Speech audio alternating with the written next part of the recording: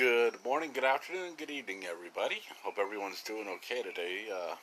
Here we are yet again. Day, who knows, whatever what it is for the lockdown.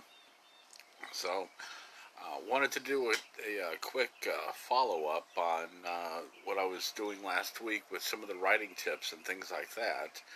And today I want to talk about character development. Many of us. I'm a child of the satanic panic of the 80s, so I grew up with heavy metal and horror movies and playing Dungeons and Dragons. So, putting together the characters and things like that was never really been a big deal or a big issue for that matter.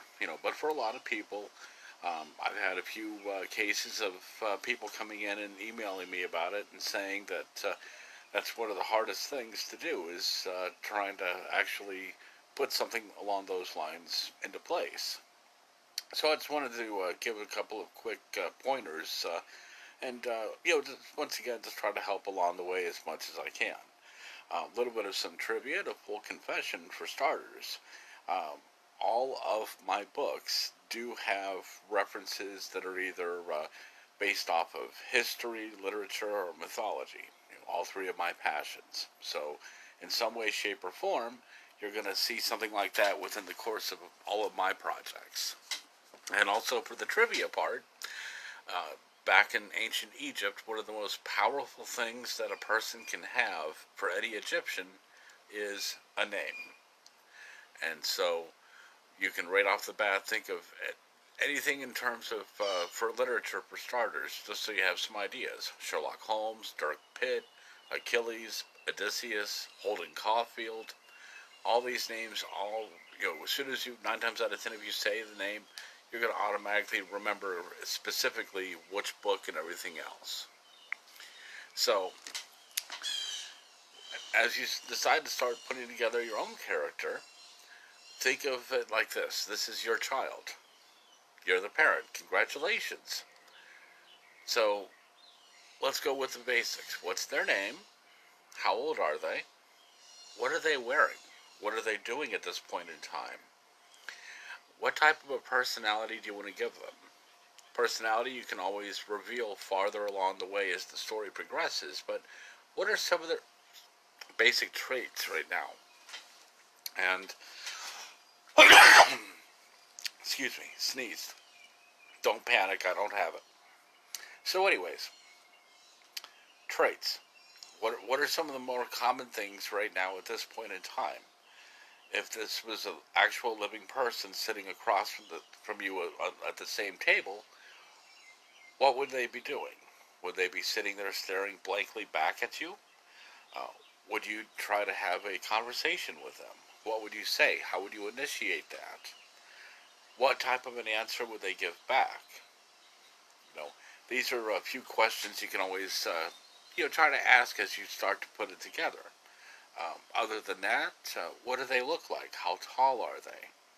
What color are their eyes? What type of outfits are they wearing? You know, is it if your story's taking place in the modern time? Are they dressed as a goth? Are they dressed as a hipster? You know, are they very conservative? Are they liberal? These are all random things, but they all come together in the long run to form the bigger picture. And other than that, you also want to look at the other side of the coin as well too. Of course, which in this case, if you're going to have one character, you also need to have your villain and things along those lines. So once again, what's their name? What's their personality? What's driving them? That's always a huge, big factor right there. What's compelling them to do the things that they do during the course of your story? What's their motivation behind it? What's their inspiration for doing these things? And these are all questions that you can always look for suggestions for, but at the end of the day, you're the person that's going to have the final say as to what the final verdict is going to be. And 9 times out of 10, you already know what the answer is, but there's never any harm in asking around because That's the joy of brainstorming and formulating on things along those lines. You never know what you're going to find. You never know what suggestions you're going to have. And on top of that, you never know. It's always possible that you can even combine them to make something else entirely. And when that happens, that's when you know that the magic's really starting.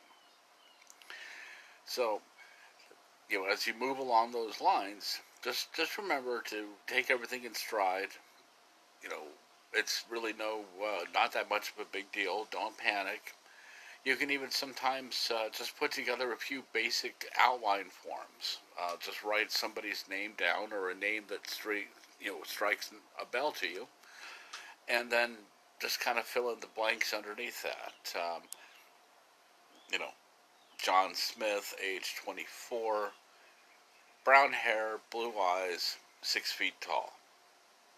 Okay, there's a good start. Barbara Wallace, 5'4", auburn hair, brown eyes, Marine Corps tattoo on her upper shoulder. Okay, there we are. What are they doing? How are they acting? What are they talking about? It's almost like playing a game of Mad Libs. You're going to fill in the blanks and then see where the story's going to take you. And once you get to that point, you already know right off the bat that you have a little bit more of a solid foundation.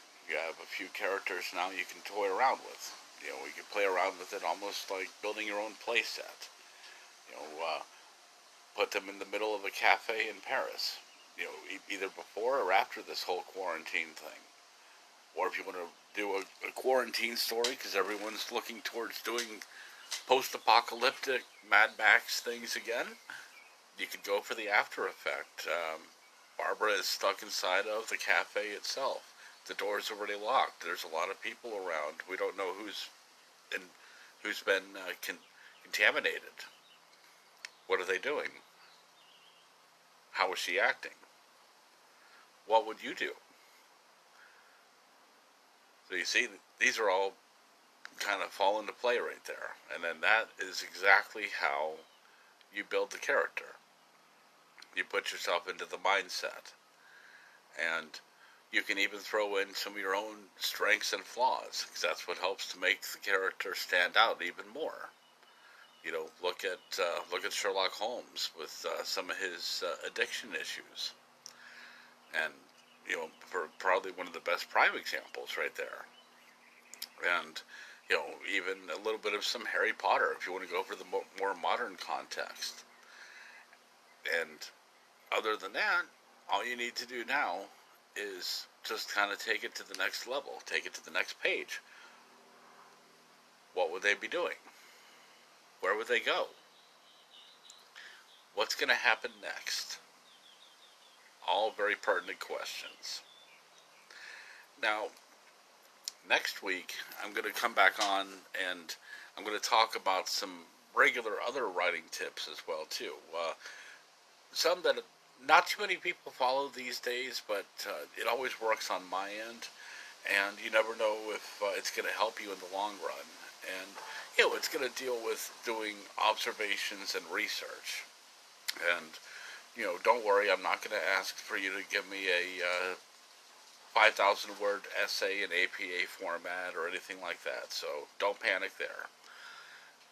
But of course, as always, though, I would like to say thank you to everybody that was watching today. If you notice the description, there's a link up in that description section. If you like what you saw and you like what you heard, please, by all means, pick up a book, either for yourself or for someone that you know. And so, on that note, folks, please stay safe, practice social distancing, and I will see you all next week. Have a good one now. Take care.